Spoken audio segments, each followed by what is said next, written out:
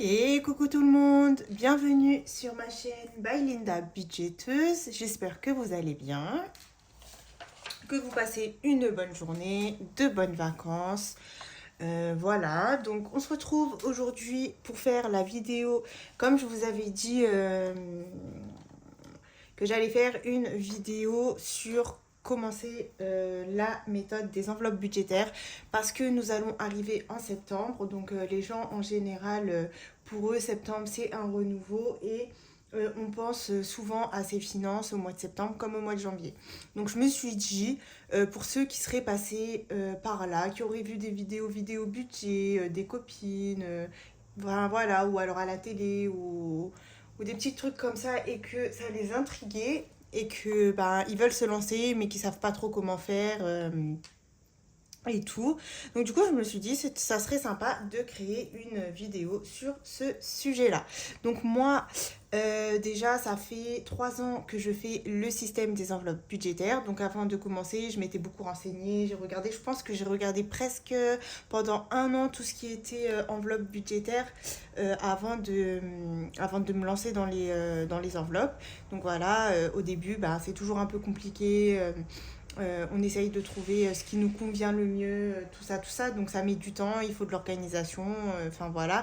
Et au fil du temps, on commence à vraiment comprendre le système, à trouver ce qui nous va, parce que ce qui va à nous ne va pas forcément aux autres. Donc voilà. Donc je me suis dit, c'était sympa de faire une petite vidéo comme ça.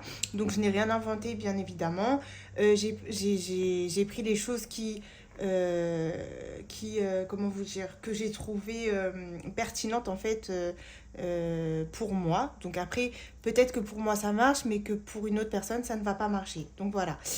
Allez, du coup, je vous montre ce magnifique petit cahier que j'avais pris chez Action, je crois. On va pousser la petite déco, il est très très beau, donc on va l'inaugurer. Donc, commencer la méthode. Donc j'ai un petit brouillon à côté de moi, hein, bien sûr, hein, des enveloppes. Donc vous m'excuserez pour les fautes d'orthographe, hein. Budgétaire, mais bon, il y en aura sûrement. Bon bref, budgétaire, vous aurez compris. C'est pas grave si je l'écris pas jusqu'à la fin. Voilà. Alors. Donc, avant de pouvoir commencer cette méthode, le plus important, bien évidemment, c'est d'établir votre budget. Donc, moi, je vais vous mettre un petit peu de détails sur le budget, mais après, ce n'est pas non plus approfondi. Donc, vous avez des vidéos spéciales budget. Je sais que Aurélie des enveloppes dorées en a fait une vidéo. Donc, n'hésitez pas à aller regarder aussi des vidéos qui parlent spécialement du budget parce que c'est quand même assez complexe un budget, hein, c'est pas non plus facile. Donc voilà. Donc, on a dit en premier, faire son budget.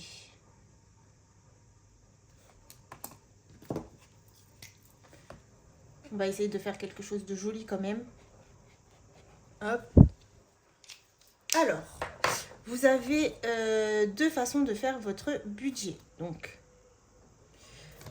la première façon, c'est la méthode 0. Méthode 0. Donc, qu'est-ce que la méthode 0?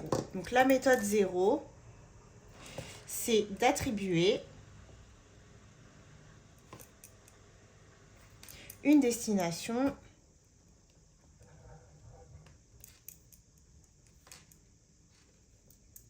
à chacune des sommes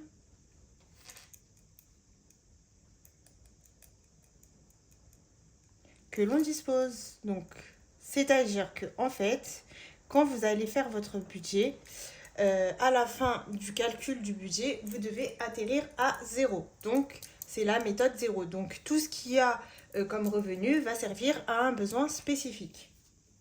Ça, c'est la méthode 0. Sinon, vous avez la deuxième méthode. Donc, moi, je ne fais pas la méthode 0. C'est de laisser une somme de précaution sur votre compte pour les au cas où. Donc,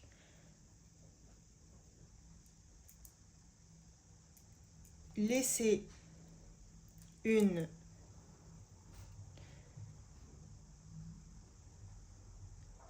somme de précaution pour les au cas où. Donc moi, c'est plus cette méthode-ci que j'utilise. Donc sur mon compte, il y aura toujours un petit peu d'argent, une centaine d'euros, une cinquantaine d'euros, une trentaine d'euros. Et donc, c'est pour les au cas où parce que des fois, on a par exemple des augmentations sur certains abonnements, prélèvements, on s'y attend pas. Et du coup, si on laisse pas une petite somme d'argent, on peut se retrouver à découvert. Donc pour la méthode 0, c'est pas mal, mais moi je trouve que elle a quand même ses petites restrictions. Donc voilà, donc moi je préfère toujours laisser une somme de précaution pour les au cas où. Donc voilà.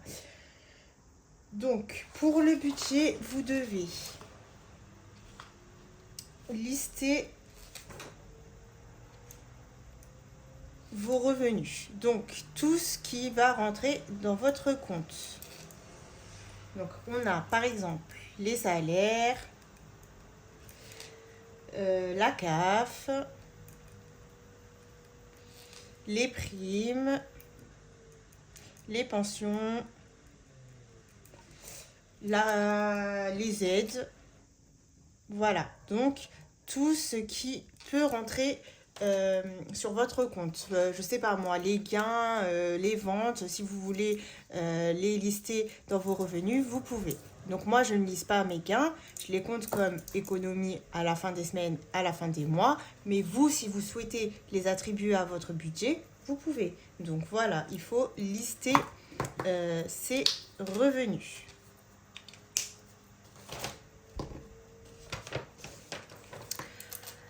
Alors le mieux, ça serait de savoir à quelle date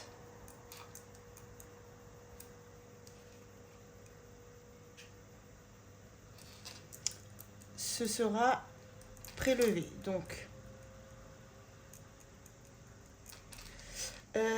c'est pas une obligation, mais au départ, quand vous commencez votre budget, c'est bien de savoir quand est-ce que c'est prélevé pour ne pas avoir de surprise. Parce que des fois, ça peut être en début de mois, mais des fois, ça peut être aussi à la fin du mois et on a tendance à oublier un petit revenu, un petit prélèvement qui devait arriver. Enfin, voilà. Surtout, en fait, pensez par exemple un prélèvement tous les 3 mois. Exemple, tous les 3 mois. Donc ça, c'est hyper important dans son budget planner de les indiquer. Parce que on peut justement avoir... par exemple, moi, je suis prélevée tous les trimestres pour mon compte bancaire. D'accord?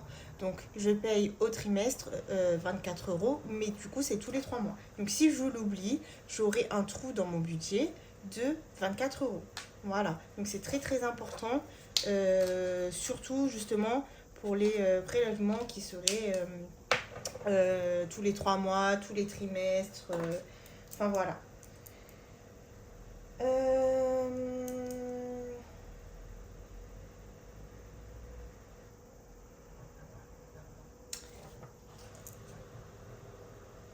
Ah mince, non. Je suis vraiment désolée. En fait, juste avant de savoir à quelle date ce sera prélevé, c'était... Je me suis trompée. Donc, en fait, 1, voilà. 2, c'est... lister toutes ces charges fixes, pardon. Lister toutes ces charges fixes. Et donc, du coup, là, c'est 3. Toutes ces charges fixes. Moi, je veux aller trop vite, mais non. Donc, lister toutes ces charges fixes. Donc, qu'est-ce qu'une charge fixe? C'est tout ce qui est loyer,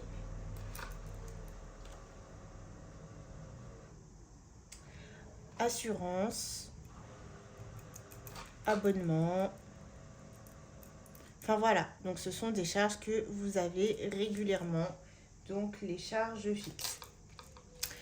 Donc, une fois que vous avez listé toutes ces charges fixes, le mieux, c'est de savoir leur date de prélèvement. Voilà, donc pour ne pas avoir de surprise si vous avez des prélèvements qui sont tous les 3 mois, tous les 6 mois. Voilà. Ensuite, quatrièmement, dans son budget, nous devons aussi lister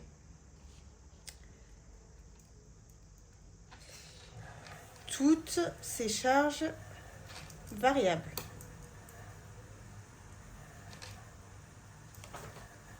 Donc, on avait ici charge fixe et là, on a charge variable. Donc, qu'est-ce que des charges variables? Donc, les charges variables, ce sont des dépenses qui peuvent varier dans le temps.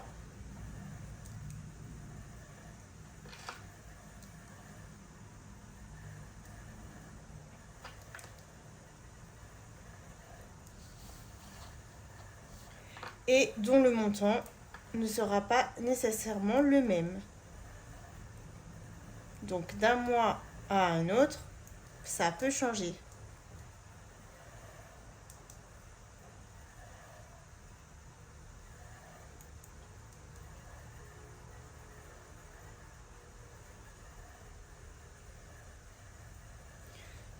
Voilà, donc on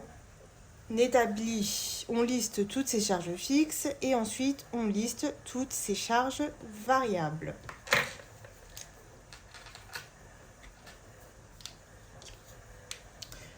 Voilà. Ensuite, après ça, on liste tous ces crédits, dettes, découverts, etc. Donc, lister tous ces crédits, dettes,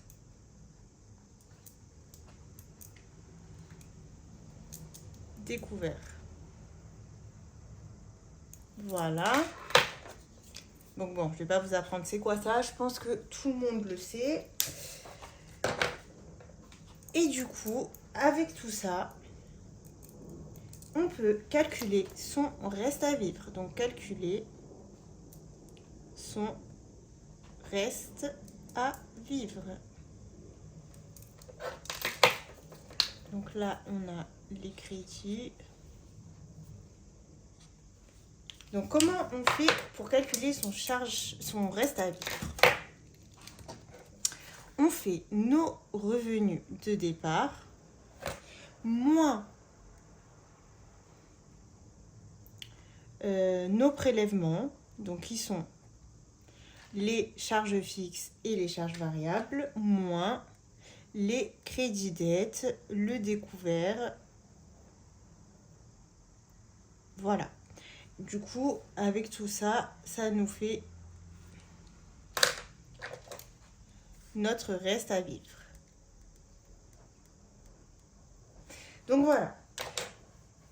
Donc tout ce qui est budget, c'est à peu près ça. Je ne rentre pas dans les détails parce que sinon la vidéo serait beaucoup plus longue. Et moi, le but, c'est juste de vous montrer comment commencer la méthode des enveloppes.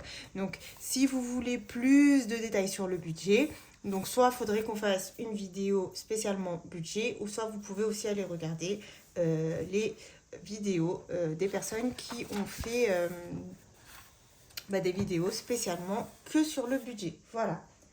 Donc, une fois qu'on a fait son budget, on va catégoriser ses dépenses du mois dont on a besoin.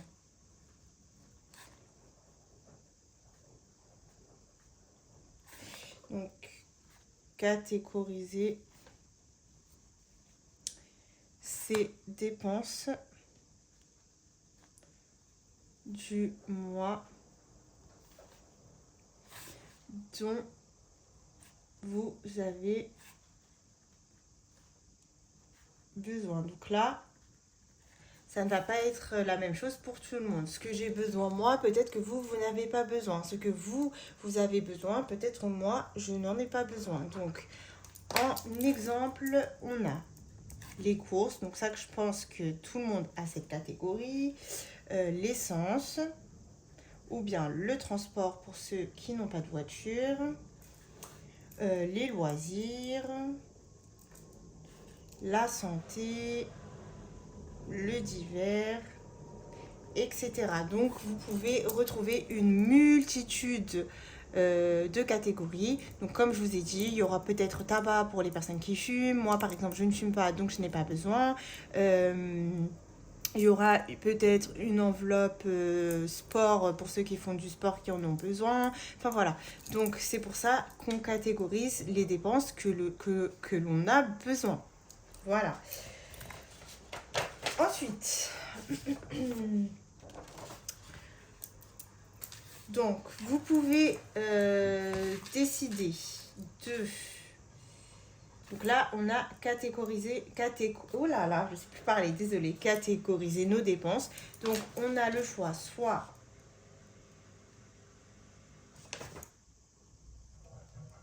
de procéder par mois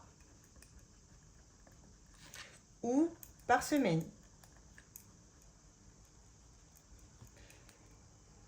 Donc, soit vous allez catégoriser vos dépenses par mois, ou soit vous allez les catégoriser par semaine. Donc, moi, ou soit les deux.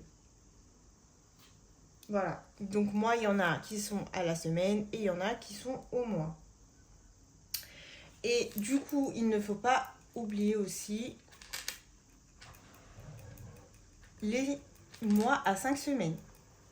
C'est très important. Donc, il faut pour ça établir un calendrier budgétaire.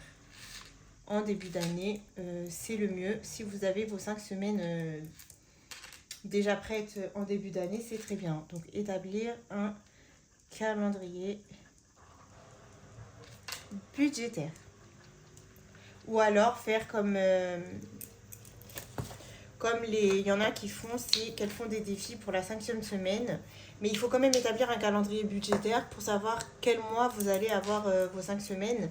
Et du coup, avec le défi, vous remplissez votre 5e semaine. Moi, pour le moment, je fais encore au budget. Je suis en train de réfléchir si je passerai pas au défi l'année prochaine pour la 5e semaine. Donc, je me tâte, mais on verra. Donc, établir un calendrier budgétaire en début de mois. Voilà. Donc, au début de mois, vous allez regarder si vous avez besoin de 4 semaines ou bien de 5 semaines. Si vous pouvez faire ça aussi au début de l'année. Comme ça, vous avez déjà directement votre calendrier et vous saurez quand est-ce que vous devez faire les 5 semaines. Voilà. Ensuite, il va falloir décider de la façon dont vous allez procéder.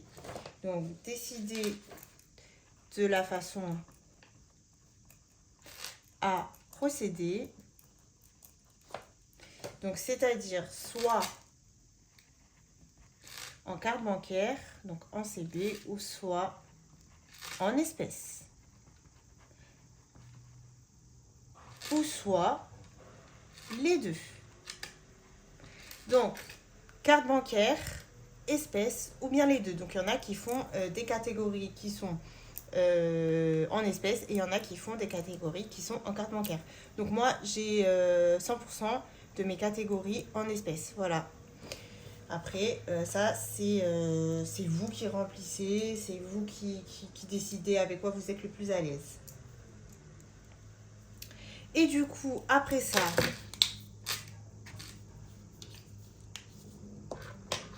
vous avez votre remplissage à faire. Donc, ensuite, on en vient au remplissage. Donc en fait ici, avec votre reste à vivre, vous allez catégoriser vos enveloppes, donc attribuer une somme, ça je ne vous l'ai pas précisé, mais attribuer une somme à chaque catégorie. Donc après vous procédez soit par mois, soit par semaine, ça c'est vous qui décidez. Ensuite, vous décidez de la façon de faire, soit en carte bancaire, soit en espèces. Et puis ensuite, vous faites votre remplissage du mois. Donc soit vous remplissez un classeur où vous mettez l'argent à répartir par semaine, ou soit vous faites un remplissage directement au mois. Ça, c'est vous qui décidez. Donc, vous faites votre remplissage du mois.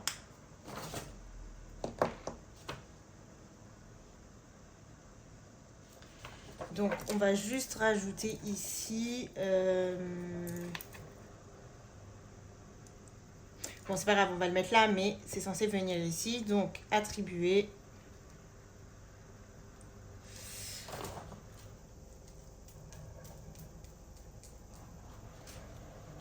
Attribuer un budget par catégorie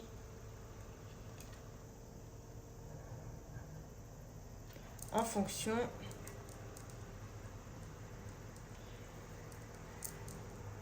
du reste à vivre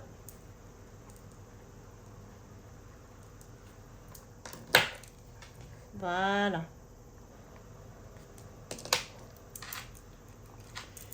Hop. Et donc par la suite du coup vous allez calculer. Donc ensuite on fait le calcul des revenus moins les charges fixes, moins les charges variables, moins les crédits dettes, moins du coup les dépenses pour le mois, les dépenses des catégories,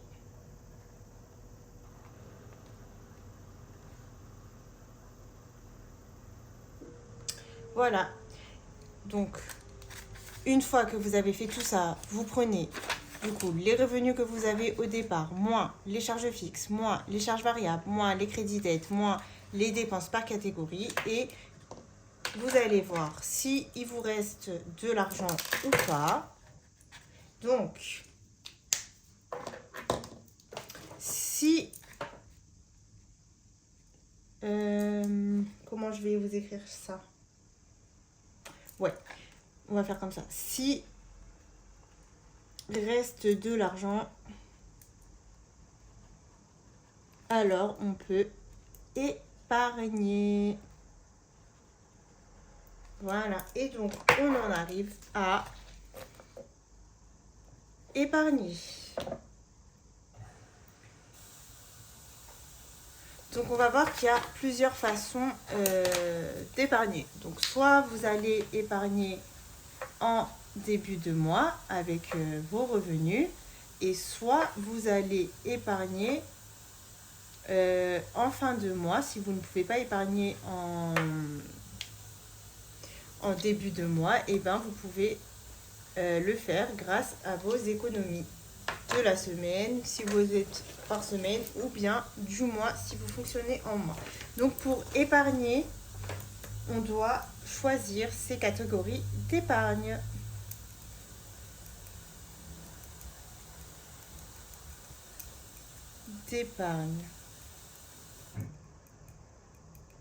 Les plus importantes. Donc au début, faut pas vous éparpiller partout. Importante, ce serait bien si j'écris bien. Donc exemple, donc je vous disais, dès que vous commencez la méthode des enveloppes, moi je vous conseille de ne pas vous éparpiller en faisant 50 000 épargnes. Non, enfin 50 000 catégories d'épargne. Il n'y a pas besoin. Vous allez prendre vos épargnes les plus importantes, d'accord? Celles vraiment qui doivent être remplies. Donc comme par exemple, nous avons alors le secours ou fonds d'urgence. Fonds d'urgence, hein, je ne sais pas comment vous l'appelez, peu importe, mais c'est la même chose. Donc la santé, donc ça aussi c'est une épargne importante. Je dirais la retraite, pour moi elle est importante, mais après ce qui va être important pour moi peut-être ne va pas l'être pour vous, hein. Les anniversaires, la voiture s'il y en a, les vacances et les fêtes, peu importe, hein. Voilà, donc pour moi, ce sont à peu près les plus importantes. Bien sûr, pour vous, si vous avez des enfants, il y aura peut-être l'épargne enfant, enfin peu importe. Mais en tout cas, il faut que vous choisissez des catégories d'épargne dès que vous commencez le système, et essayez déjà de remplir les plus importantes avant de vous faire des sous-catégories qui seraient moins importantes. Voilà, moi, c'est un conseil que je vous donne. Après, vous faites comme vous voulez, mais si vous voulez pas que ce soit dur au début et de vous éparpiller dans tous les sens, et ben essayez de ne choisir que 5-6 catégories d'épargne. Voilà. Et donc, à la fin, comme je vous disais tout à l'heure, comment épargner? Donc, soit on ne peut pas épargner en début de mois. Donc, nos revenus ne sont pas assez élevés à la fin de tout ça. On n'a pas assez d'argent, on ne peut pas épargner, il n'y a pas de souci. Donc, si on ne peut pas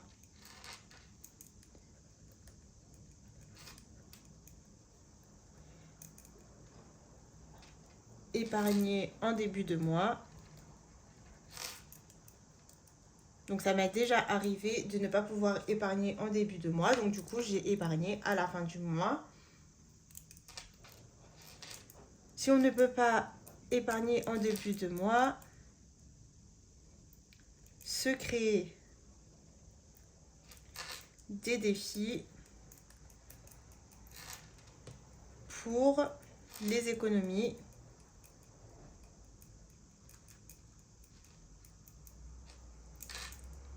de fin de semaine ou de fin de mois.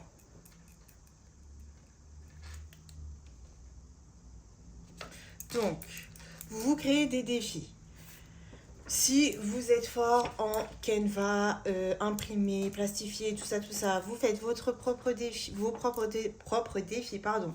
Si vous n'êtes pas fort en création, que vous avez un petit peu d'argent, vous voulez vous faire plaisir, acheter des trackers, vous avez plein de budget de ski en vente. Et si vraiment vous ne voulez pas de tout ça, écoutez, vous prenez une feuille, un stylo et vous faites vos défis vous-même. Donc vous mettez, je sais pas moi, un défi de euros, plein de 2, jusqu'à la fin de la page et vous barrez. Voilà.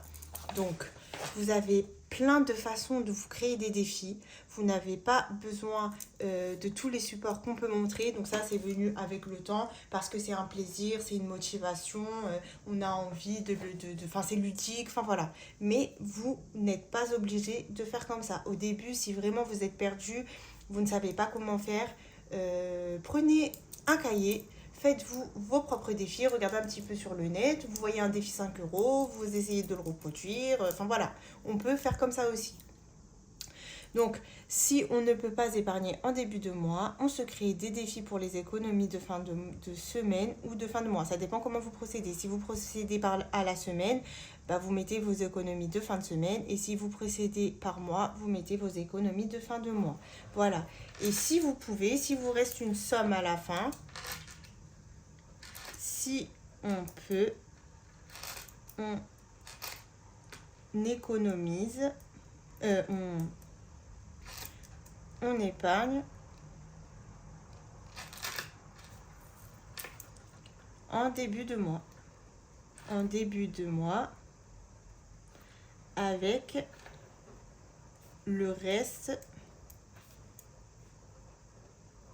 des revenus. Donc, on attribue